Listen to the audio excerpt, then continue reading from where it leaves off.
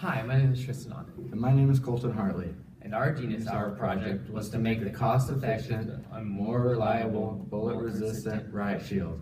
We started this project because the gun threat and violence is growing in riots and just in everyday life. Our goal is to create a cheap and reliable riot shield to be bullet-resistant and lightweight. The materials we used were woven ribbon, which is stronger fiberglass and used a fast-acting catalyst and resin. We also used a saw, sandpaper, spray paint, rope, and a water barrel to make the mold for our shield. To make the shield, we needed a mold for the shape we wanted it to be. What we did for that was that we used an old water barrel that I had, and what we did is we drew the shape on and measured it out to be the right shape and size. And what we did is just used a drill and cut it down into the shape. We also used a plastic on the inside so that the barrel wouldn't stick to the shield when the resin dried, and it proved to be very resourceful thinking. It was a pretty good idea. And it worked, because if not, it would have stuck.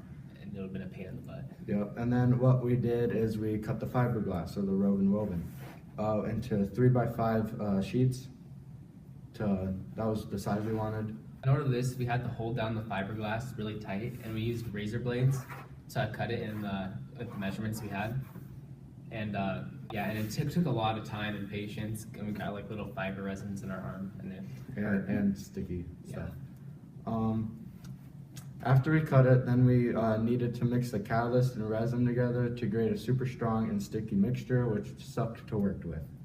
Once this mixture was applied to each of the 10 sheets, we laid them on top of each other and clamped it together with the other half of the barrel so that it would dry and it would stay in its shape. Yeah, so what we did is, so the shape of the barrel was rounded, so we laid all the sheets on top. We went over it with the resin just to make sure it was covered everywhere. Yeah. There was certain spots you could see where there wasn't any, and we covered all that up. And then we put the other one on top and clamped it all down. And once it dried, we had to let it dry for about 48 hours. We took it off the mold, and it was the shape we wanted. It's kind of more curved at the top, just the way that it clamped down, but in the end, it looks pretty cool. Yes, and we had some little spots on the side, so we decided to cut it down a little bit shorter, and some of the pieces weren't exactly 3x5 at the end of it, because we wasted a little bit of fiberglass, but we cut it off the side so it fits perfectly and it looks really nice. Yeah.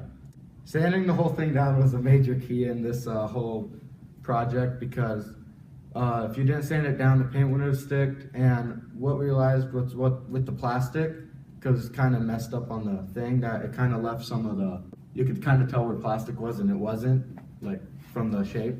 We had to also sand down these edges, because if not, there'd be fiberglass all over you. And we also wanted kind of a rounded edges, so it looked kind of cooler. Yeah, the next part of the project was where we shot it. We shot it with the 40 caliber pistol, and you can see the 40. We shot it right here, and clipped the edge. We kind of missed it, but if you look very closely, which you kind of can't, but you can see where it actually stopped off. Both of them. That one it just bounced off, but you can see the bullet inside of the holes. And then we also shot a 12 gauge shotgun at it. That's all the little dots, and you can actually see where it hit it and they bounced off, or you can actually see you can see the little BBs inside of it. Our bullet resistant shield, it had to work, and it stopped the pistol and the shotgun, which was the point of the project. Yeah, this is the main reason for the project, is that we wanted it to stop it and not hurt the person behind the shield.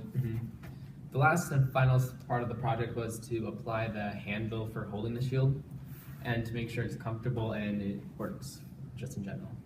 Okay, so these are the handles. We basically just attached a door handle and a strap so you can be able to hold it like that. So some of the challenges of this project is that you needed a lot of patience, just overall the whole process of what we had to do and kind of how painful it was and how messy it was. Yes.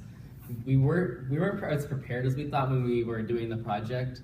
The resin and the catalyst mixture had melted through our gloves because it was like it got super hot all of a sudden, and it just started burning your hands and it melted the gloves. Yeah, it melted the gloves. Like we were prepared, but just not as much as like we didn't think this would happen. Yeah, we didn't think it would happen. The resin, so our hands were covered with this sticky mixture. Our arms were in it and everything, and it just took forever to get off. Ruined some clothes.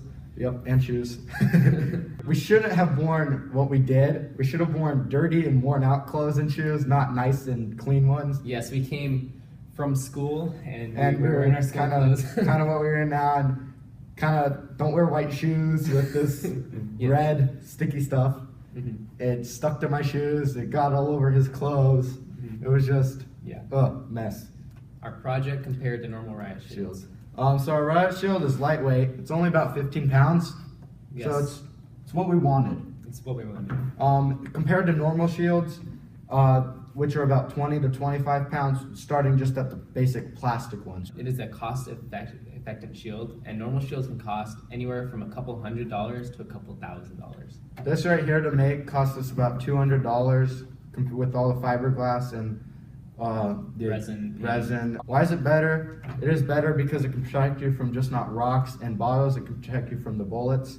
Like we said earlier, you can see where the bullets are, and if you flip the side, you can actually see where the bullet's sitting in because there's a little bump.